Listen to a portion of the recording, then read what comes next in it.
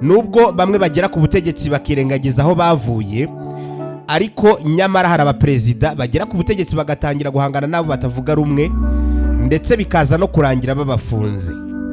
Ariko ugasanga nabo baperezida hari ibyaha mbere y'uko bajya ku butegetsi babanje gushinjwa, yewe bamwe bakanafungwa, abandi bakaba bahunga.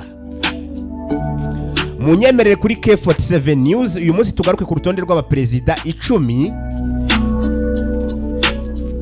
bariho kuri ubu ngubu cyangwa se bamaze igihe gito yabavuyeho, ariko bigeze gufungwa mbere y'uko baba perezida. Mbahaye ikaze rero, icyo gukora cyo murakizi, banza ukande subscribe hanyuma dukomezanye.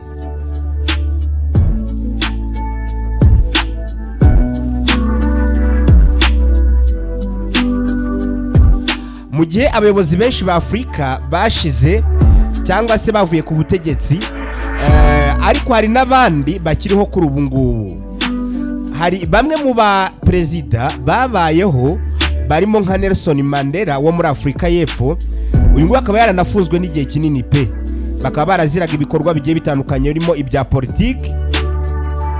Aba rero bakaba baraje gufungwa mbere y'uko baba perezida.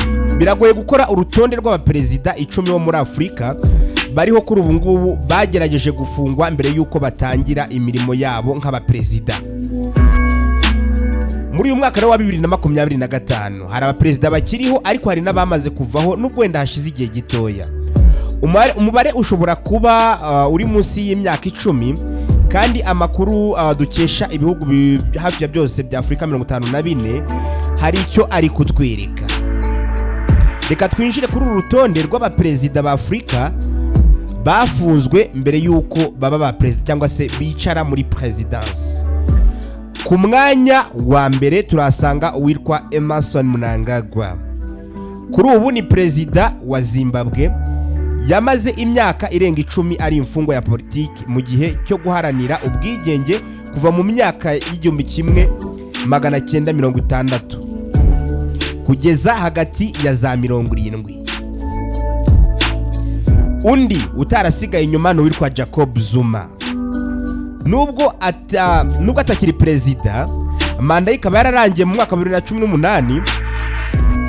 Zuma yamaze imyaka 10 muri gereza ya Robben Island cyangwa se Ireland, azira cyangwa se ari imfungwa ya politiki mu gihe cya apartheid. Nyuma yaje gufungwa muri 2021 azira gusuzugura urukiko, ariko arekurwa by'agateganyo. Ku mwanya wa gatatu mu baperezida babayeho cyangwa se bariho cyangwa se bamaze igihe gito yabavuyeho, babaje gufungwa mbere y'uko baba perezida, hari Cyril Ramaphosa. Kuri ubu ni perezida wa Afurika y'Epfo.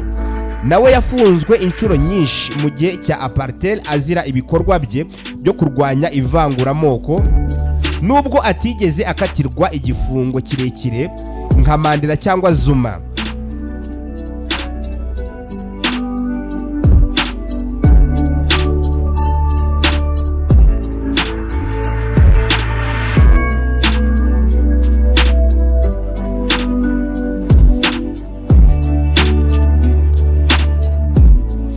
Yoweri Kaguta Museveni ni perezida wa Uganda.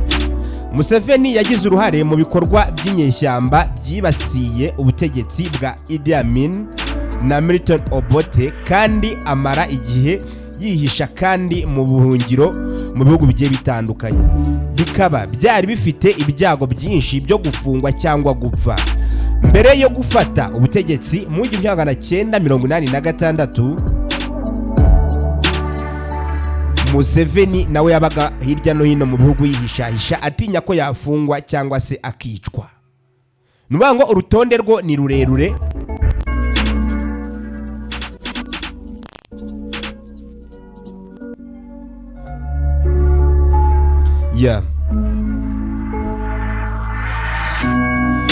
Reka turebe abandi ba perezida babanje gufungwa mbere y'uko baba ba perezida.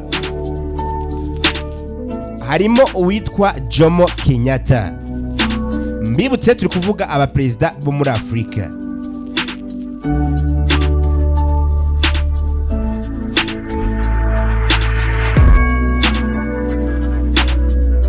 Jomo Kenyatta nawe yabanje gufungwa mbere yuko aba perezida, nubwo kuri ubu ngubu atakiriwe. Ariko reka turebe ni kubera iki umuntu uzi ko wenda nawe yanyuze mu bibazo bimeze gutyo ashaka kugera ku butegetsi agatangira gufunga abo batavuga rumwe. Uracyari kuri K47 News. Impamvu ni nyinshi, harimo impamvu zo kuba atinya ko yahirikwa ku butegetsi nabo bahanganye, ariko kandi hakaba hari n'impamvu yo kugira ngo akomeze ayobore, kuko uko aha umwanya cyangwa se agaha urwaho abamurwanya bituma ashobora kuba yava ku butegetsi kandi nawe yaba yarafashe bimugoye. Ibi bigatuma ashobora gufunga abo bahanganye mu gihe bari kuzana ibitekerezo bishobora kugumura abaturage. Niyo mpamvu muzasanga hari abaperezida nubwo baba barafunzwe nabo bagera ku butegetsi bagatangira gufunga abandi batavuga rumwe. Ingero ni nyinshi. Wari uzi ko Donald Trump nawe yigeze gufungwa?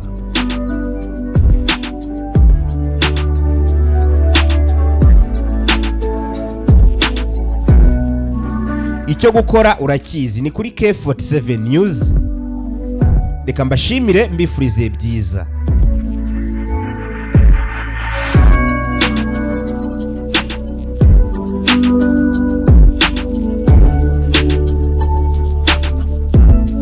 Uwiteka kugiriye umugisha, aguhaye imodoka yo kugendamo, aguhaye agatwikiriye kameze neza, karacyari gashyashya nta bibazo kajya kagira. Ariko reka kubwire tujyange, imodoka ni imodoka imeze nk'umwana, isaha ni isaha yagupfana. Ukeneye umuganga mwiza wo kwikuvurira, ngirira ngo mwiza wo kwikuvurira. Nta wundi muganga wizewe nakurangira wakuvurira imodoka yawe neza uretse garage Medekari. Ni garage nziza cyane, i Kigali ni Rubavu hose turahari. Turavura imodoka yawe tukayikoraho rikaka mu mutekano usesuye, ku makamera yacu meza rwose. Imodoka yawe urayisiga ugasiga mu mutekano. Iminsi tuguha niyo yonyine ugomba rwose gutegereza ubundi imodoka yawe ikaba imeze neza. Waba ufite hybrid, waba ufite electric, waba ufite mazutu, waba ufite essence, imodoka yariyo yose tuyitaho. Dukorera Kicukiro, ahangaho uretse kwa Gitwaza muri azamuka gake kagera kuri ya Sofia, aho muhare kuri yo Sofia. Rero ukoze yayo rwose niho twibera. Dufite ibikoresho bihagije byo gukoresha ku modoka kugira ngo bigende neza. Ibikoresho by'ama hybrid rwose birahari, bita ku machine direct, kumenya ikibazo ifite, kumenya niba ari mu maguru, niba ari moteri, niba ari parabolize, niba ari interrupteur. Buri kimwe cyose tutafukireba tukimenya. Urumva abashaka kumenesha amavuta, abashaka guteresha amarange, abashaka kumva twebwe noneho by'umwihariko muri garage Medekari ukanota hano dukorana na insurance. Bimwe bakubwira ngo bakugonze ngo ujye kurana ngo ubanze kubarane, ariko murabarana mumbarana iki kandi mwese mufite insurance. Biro kuri garage Medekari imodoka yawe uyitereka hanga, hanyuma tuza kwibwanira insurance yawe. Ntabwo wowe uri umubosi, imodoka yarakuvuriye mani, ntabwo ugomba gushyiramo kakantu ko kujya gutegereza ngo iki ngo ikina ngo twebwe turayigukorera tugasigara kwivugana na insurance. Ni ibintu bisa neza biryoshye. Uri umusirimu ugomba kujya kwiruka muri izo process zose. Nyaruka, dufite abakozi bahagije, dufite buri kimwe cyose. Urumva twitegeye neza ya kamera ya Sofia. Dore ngiriya niho nereye imbere yanjye urenza 60. Urumva rero ngwino nyaruka rwose. Dore nomero ngizi, waba ukeneye depanage, waba ukeneye guhamagara kuri reception, waba ukeneye kumva buri kimwe cyose. I Kigali ni Rubavu, ni garage Medekari.